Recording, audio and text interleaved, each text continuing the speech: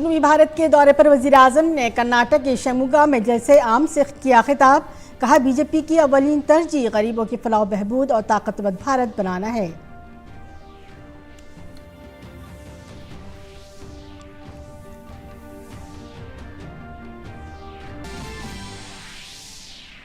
वज़ीर आज़म ने तेलंगाना के जगतियाल में राहुल गांधी के शक्ति के तबसर पर तनकीद की। कहा, अपोजिशन की सारी लड़ाई शक्ति के खिलाफ है। हमारे लिए हर माँ बेटी शक्ति का रूप है।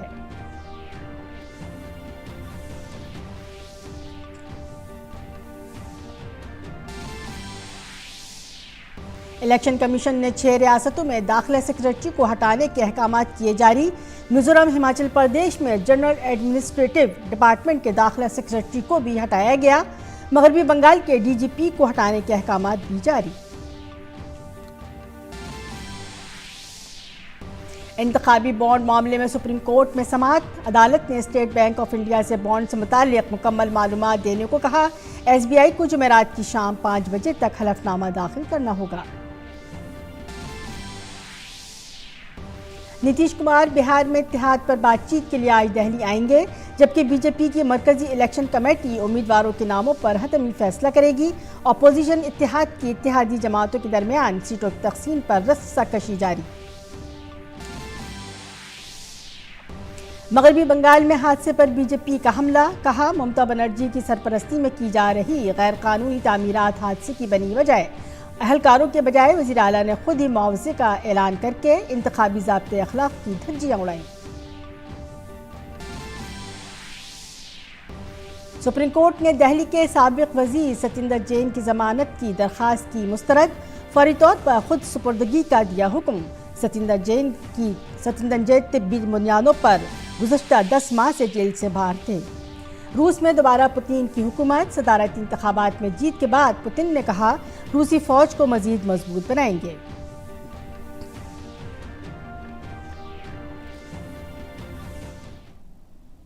आदाब, 5:30 के खबरनामे में आपका खैर मकदम है। मैं हूं सबिया खान। खबर तफसील से। वज़ीर आज़म ने तेलंगाना जगतल में जलसे आम से खिताब किया।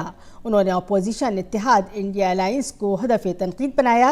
उन्होंने इतवार को मुंबई में मुनक़िदा अपोजिशन के इंडिया इत्तेहाद के जलसे आम में राहुल गांधी के इस बयान पर उन्हें आड़े हाथों लिया, जिसमें उन्होंने कहा था कि एक शक्ति के खिलाफ लड़ाई है। वज़ीर आज़म ने कहा कि उन्हें मुल्क की माओं और बहनों का आशीर्वाद मिला हुआ है। ये इंतखाब इसी शक्ति की हिफाजत के लिए है। जहां से इंडिया अलायंस ने अपनी घोषणा पत्र जाहिर किया और उन्होंने कहा है कि उनकी लड़ाई शक्ति के खिलाफ है, मेरे लिए हर मां शक्ति का रूप है, हर बेटी शक्ति का रूप है। और मेरी इन माताओं बहनों की तरफ से, माताओं बहनों, आपको मैं शक्ति के रूप में पूजा करता हूं। मैं भारत मां का पुजारी हूं। मैं आप शक्ति स्वरूपा सब माता बहन बेटियों का भी पुजारी हूं। और जिन्होंने कल शिवाजी पार्क में इंडिया अलायंस ने अपना घोषणा पत्र शक्ति को खत्म करने के लिए किया है, मैं इस चुनौती को स्वीकार करता हूं और मैं इन शक्ति स्वरूपा माताओं बहनों की रक्षा के लिए जान की बाजी लगा दूंगा, जीवन खपा दूंगा। उन्होंने कहा कि अपोजिशन इत्तेहाद की पोल सबके सामने खुल चुकी है। शक्ति के खिलाफ ऐसे लोगों को 4 जून को पता चल जाएगा कि शक्ति की हिफाजत करने वालों की जीत होगी या शक्ति के खात्मा करने वालों की होगी। क्या भारत की धरती पर कोई शक्ति के विनाश की बात कर सकता है? क्या शक्ति का विनाश हमें मंजूर है? हम सब शक्ति की आराधना करते हैं कि नहीं करते हैं? पूरा हिंदुस्तान शक्ति की आराधना करता है कि नहीं करता है? अरे हमने तो चंद्रयान की सफलता को भी किसको समर्पित किया? चंद्रयान की सफलता को भी, जहां चंद्रयान ने लैंड किया, हमने उस सफलता को भी शिव शक्ति नाम देकर के शिव शक्ति को समर्पित किया है। और ये लोग शक्ति के विनाश का बिगुल फूंक रहे हैं। माताएं बहनें, शक्ति स्वरूपा आप है। क्या ऐसे लोगों को शक्ति का विनाश करने के मौका देंगे क्या? मौका देंगे क्या? शक्ति का विनाश करने वालों का विनाश होना चाहिए कि नहीं होना चाहिए? शक्ति स्वरूपा माताओं की रक्षा होनी चाहिए कि नहीं होनी चाहिए? शक्ति के संस्कार की रक्षा होनी चाहिए कि नहीं होनी चाहिए? और इसलिए भाइयों बहनों, इंडिया अलायंस ने कल अपनी घोषणा जाहिर कर दी है। घोषणा पत्र उनका जाहिर हो गया है। और इसलिए लड़ाई, एक तरफ शक्ति के विनाश करने वाले लोग हैं, दूसरी तरफ शक्ति की पूजा करने वाले लोग हैं। इसके बाद वजीर आजम कर्नाटक के शिवमोगा पहुंचे। यहाँ वजीर आजम ने कांग्रेस को हदफ तनकीद बनाया। उन्होंने कहा कि बदउनवानी और खुशामद पसंदी की सियासत करने वाले इंडिया इत्तेहाद की अब नींद उड़ गई है।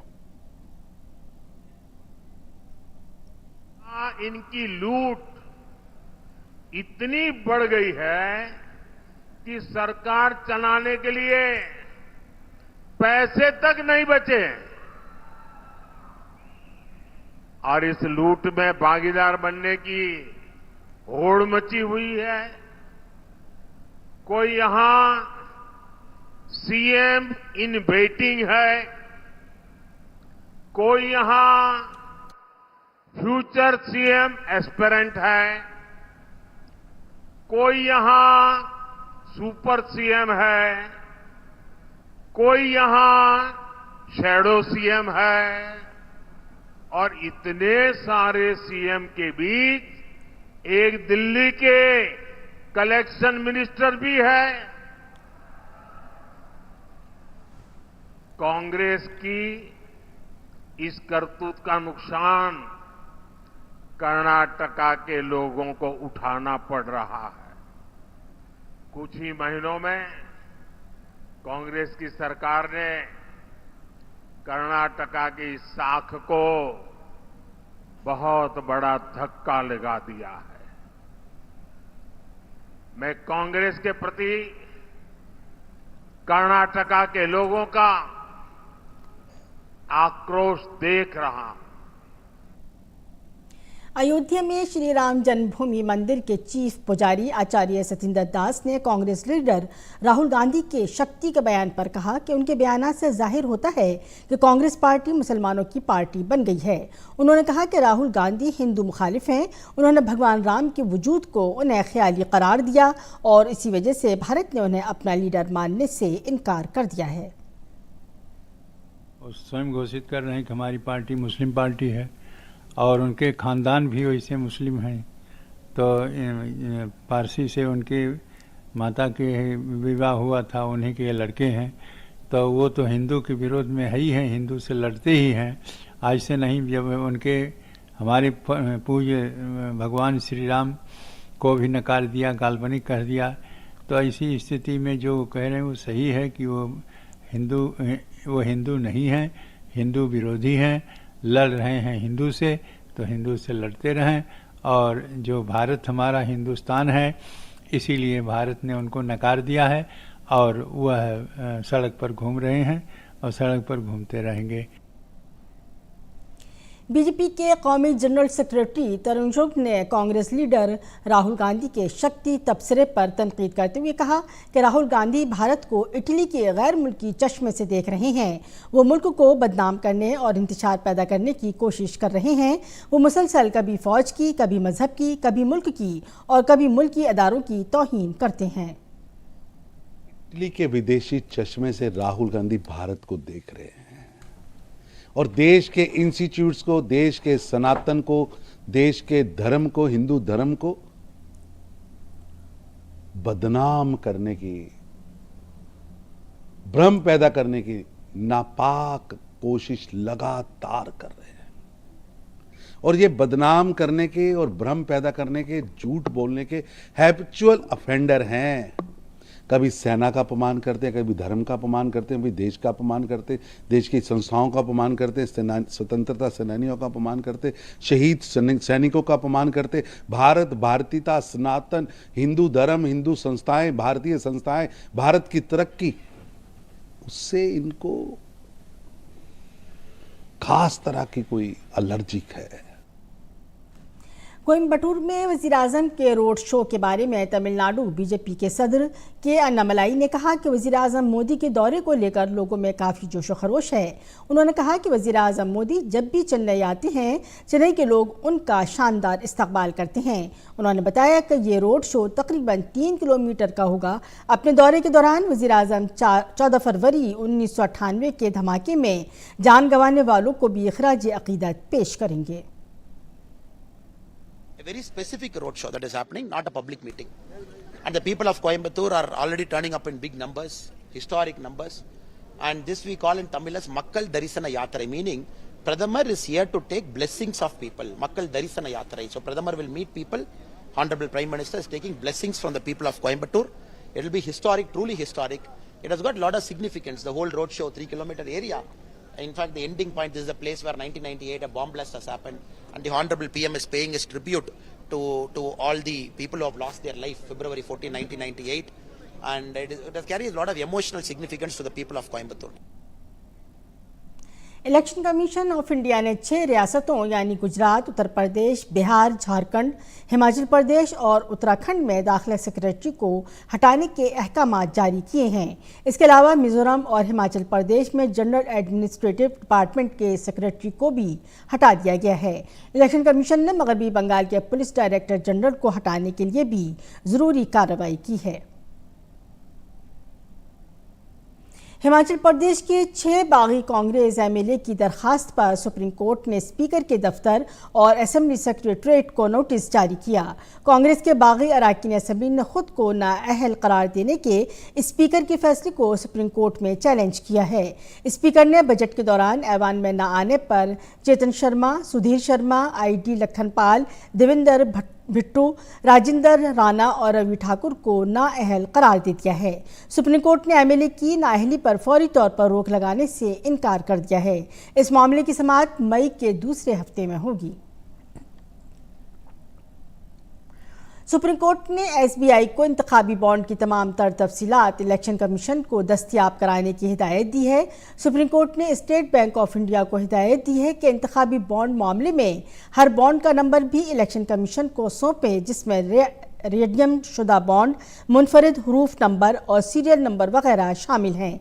सुप्रीम कोर्ट ने एसबीआई के चेयरमैन को 21 मार्च शाम 5 बजे तक एक हलफनामा दाखिल करने का हुक्म दिया है। हलफनामे से मुताल्लिक ये कहा गया है कि एसबीआई इंतखाबी बॉन्ड की तमाम तर तफसीलात को मुहैया कराए। सुप्रीम कोर्ट ने कहा कि इलेक्शन कमीशन एसबीआई से मालूमात हासिल करने के फ़ौरन बाद अपनी वेबसाइट पर तफसीलात अपलोड करेगा। एसबीआई की तरफ से पेश हुए सीनियर वकील हरीश साल्वे ने कहा कि बॉन्ड नंबर को आम करने में बैंक को कोई परेशानी नहीं है, लेकिन साबिक़ हिदायत से उन्हें यह वाज़ेह नहीं हुआ कि क्या मालूमात इलेक्शन कमीशन को सौंपनी है। मनी लॉन्ड्रिंग केस में फंसे आम आदमी पार्टी के लीडर और दिल्ली के साबिक वजीर सतिंदर जैन को आज सुप्रीम कोर्ट से बड़ा धचका लगा। सुप्रीम कोर्ट ने सतिंदर जैन की बाकायदा जमानत की अर्जी को मुस्तरद कर दिया है। अदालत ने सतिंदर जैन को फौरी तौर पर खुद सुपुर्दगी करने को कहा है। गुज़श्ता साल मई में सुप्रीम कोर्ट ने सतिंदर जैन को तिब्बी बुनियादों पर अबूरी जमानत दी थी। मगरबी बंगाल की राजधानी कोलकाता में इतवार की रात एक 5 मंजिला ज़ेर तामीर इमारत गिर गई, जिसमें 5 अफराद हलाक और 13 जख्मी हुए हैं। यह हादसा जनूबी कोलकाता के मेटिया बरोस में पेश आया। बीजेपी मगरबी बंगाल में इस हादसे को लेकर हमला कर रही है। इस मौजू पर मगरबी बंगाल में कायद हिज़्ब इख्तिलाफ सतेंदु अधिकारी ने एक पोस्ट में कहा है कि कोलकाता म्यूनिसिपल कॉरपोरेशन में तवील अरसे से बैठे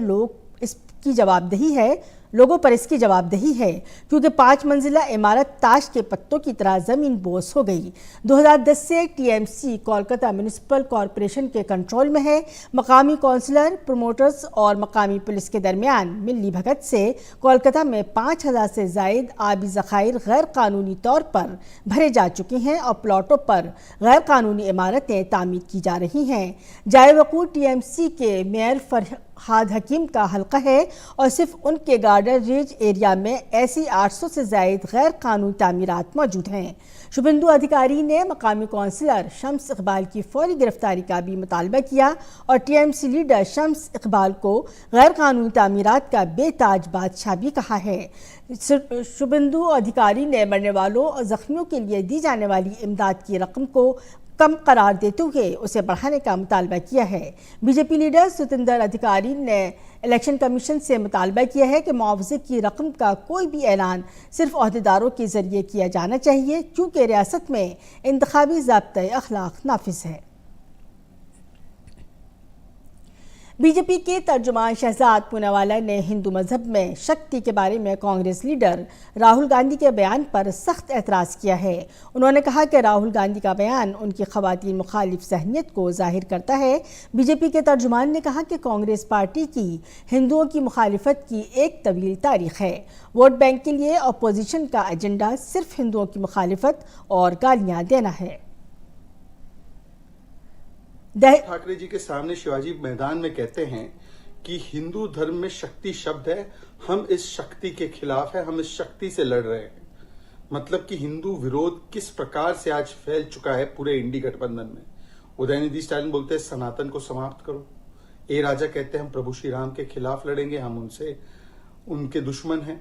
और उसके बाद कांग्रेस पार्टी और राहुल गांधी, जिनका तो लंबा इतिहास है हिंदू विरोध का, हिंदू आतंक से लेकर भगवा आतंक, हिंदुत्व, आईएसआईएस, बोको हराम, प्रभु श्री राम के अस्तित्व पर सवाल उठाना, इस प्रकार की बातें करने वाले लोग कहते हैं कि अब वो शक्ति से लड़ेंगे। और ये कोई सहयोग की बात नहीं है, ये सोचा समझा प्रयोग है। दिल्ली के वजीर आला अरविंद केजरीवाल दिल्ली जल बोर्ड मामले में पूछगछ के लिए नहीं जाएंगे। केजरीवाल ने ईडी नोटिस को गैर कानूनी करार दिया। काबिल जिक्र है कि ईडी ने उन्हें इतवार को 2 सम्मन भेजे थे। इसमें दिल्ली जल बोर्ड मामले में पूछगछ के लिए 18 मार्च को बुलाया गया है, जबकि दिल्ली शराब घोटाला मामले में पूछगछ के लिए 21 मार्च को बुलाया गया है। केजरीवाल को ईडी का ये 9वां सम्मन है। अरविंद केजरीवाल को गुज़श्ता सम्मन पर पेश न होने के मामले में हफ्ते को ही जमानत मिल गई। काबिल जिक्र है कि मरकजी एजेंसी ने 2 नवंबर 2023 को दिल्ली के वजीर आला अरविंद केजरीवाल को पहला सम्मन भेजा था, लेकिन वो पेश नहीं हुए। इसके बाद एजेंसी ने उन्हें 21 नवंबर, 3 जनवरी, 18 जनवरी, 2 फरवरी, 19 फरवरी, 26 फरवरी और 4 मार्च को 8वां सम्मन भेजा। वजीर आला केजरीवाल किसी भी सम्मन पर पेश नहीं हुए, बल्कि उन्होंने मरकजी हुकूमत पर एजेंसी के इस्तेमाल का गलत इल्ज़ाम लगाया और सम्मन को कवायद के खिलाफ करार दिया। होली का त्यौहार करीब आ रहा है। ऐसे में उत्तर प्रदेश के बरसाना में वाक़ श्री राधा रानी मंदिर में बड़े धूमधाम से लड्डू मार होली खेली गई। आइए आपको ड्रोन से ली गई कुछ झलकियां दिखाते हैं।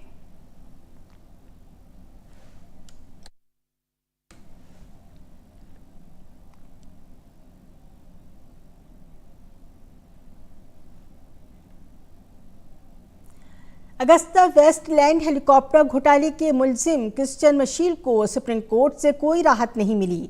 सुप्रीम कोर्ट ने मशील की फौरी रिहाई का मुतालबा करने वाली दरखास्त पर समाअत करने से इनकार कर दिया। मशील का कहना है कि वो 5 साल और 3 माह कैद की सज़ा काट चुकी हैं, जिस केस में उन्हें मुलजिम बनाया गया था।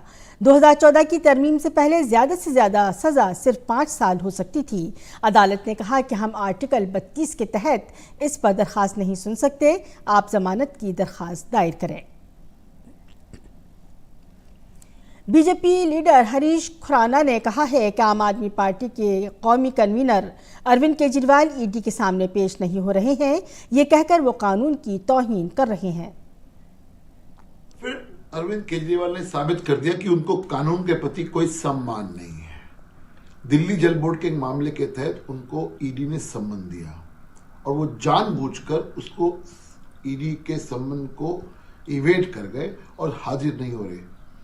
ये दिखाता है कि वो उनको कोई सम्मान नहीं कानून के प्रति। कानून अपना काम कर रहा है, लेकिन अफसोस अरविंद केजरीवाल उसको इलीगल करार दे रहे हैं। लीगल है या इलीगल है, इसका फैसला अरविंद केजरीवाल या आम आदमी पार्टी नहीं करेगी, इसका फैसला माननीय न्यायालय करेगा। और गैर मुल्की खबरों में जर्मन चांसलर ओलाफ शुल्स ने इसराइल का दौरा किया है। ओलाफ शुल्स ने यरूशलेम में इसराइली वज़ीर आज़म बेंजामिन नेतन्याहू से मुलाकात की। एक मुश्तरका प्रेस कॉन्फ्रेंस से खिताब करते हुए ओलाफ शुल्स ने कहा कि उन्होंने इसराइली वज़ीर आज़म बेंजामिन नेतन्याहू से गज़ा में लोगों को इंसानी इमदाद फराहम करने की ज़रूरत के बारे में बात की है। ओलाफ शुल्स ने कहा कि हम फ़लस्तीनियों को भूख की तरफ नहीं ढकेल सकते। इससे कबल इतवार को बेंजामिन नेतन्याहू ने कहा था कि इसराइल गजा में हमास के खिलाफ फौजी कार्रवाई जारी रखेगा। व्लादिमीर पुतिन ने तकरीबन 88% वोटों के साथ रूस का सदारती इंतखाब जीत लिया है। इतवार को वोटिंग खत्म होने के बाद पहले सरकारी नताइज के मुताबिक व्लादिमीर पुतिन ने रूस के सदारती इंतखाबात में 87.97% वोट हासिल करके कामयाबी हासिल कर ली है। सदर के तौर पर यह उनकी 5वीं मुद्दत होगी। वो 2030 तक रूस के सदर रहेंगे। व्लादिमीर पुतिन 1999 से रूस में सदर और वज़ीर आज़म की हैसियत से बरसर इक़्तिदार हैं। सदर व्लादिमीर पुतिन इब्तदाई इंतखाबी नताइज के बाद मॉस्को में कौम से खिताब कर रहे हैं। पुतिन ने कहा कि ये इंतखाबी जीत रूसी माशरे को मज़ीद मजबूत करेगी। यूक्रेन के साथ जारी जंग पर पुतिन ने कहा कि रूसी फौजी यूक्रेन में हर रोज़ पेशकदमी कर रहे हैं। एशिया ओलंपिक्स के अबूरी सदर राजा रणधीर सिंह का कहना है कि मुल्क में खेलों को फ़रोग़ देने के लिए बहुत अच्छा काम किया गया है। हमारे नुमाइंदे सुशील कुमार ने राजा रणधीर सिंह से खुसूसी बातचीत की। हमारे साथ हैं एशिया ओलंपिक के अध्यक्ष राजा रणधीर सिंह जी। राष्ट्रीय स्तर पर देखें तो किस तरह की कवायद चल रही है ताकि इस गेम को ओलंपिक में चाहे एशियन गेम्स में शामिल करने की प्रक्रिया जो है क्या चल रही है? ये बहुत अच्छा पोलो मैच रहा और पोलो पहले ओलंपिक गेम्स भी हुआ करती थी, तो बड़े सालों से नहीं रही। तो अब हम लोग चाह रहे हैं कि आज हमने डिस्कस भी करा और चाह रहे हैं कि इसको एशियन गेम में फिर लाया जाए। मैंने Olympic council of Asia headquarter से भी बात करी है, तो स्पोर्ट्स कमेटी को लाके उसमें सजेस्ट करेंगे कि 230 एशियन गेम्स हो गए दोहा में, कतर में, तो उनसे बात करके देखेंगे कि गेम को बढ़ाने के लिए एशियन गेम में लाया जाए। सर, आप एशिया ओलंपिक के अध्यक्ष हैं। इस बार ओलंपिक का आयोजन होना है, पेरिस ओलंपिक 2024 का। खिलाड़ियों के प्रदर्शन को अगर हम देखें तो उम्मीद की जा रही है कि इस बार बेहतरीन प्रदर्शन रहेगा। आपका क्या ख्याल है? देखिए, जब हम लोगों ने कहा था कि 100 पार होगा आपकी मेडल, तो सब लोग हंस रहे थे, कह रहे कैसे आएगा 100 पार। तो देखिए 100 पार हुआ। इंडिया की परफॉर्मेंस बहुत बढ़िया रही और जो हमारे टॉप स्पोर्ट्समैन हैं वर्ल्ड क्लास है बहुत सारे, और यंगर वाले भी बहुत अच्छा कर रहे हैं। हमें काफ़ी उम्मीद है कि आपकी बहुत बेहतरीन परफॉर्मेंस रहेगी। सर, खिलाड़ियों को क्या संदेश देंगे आप?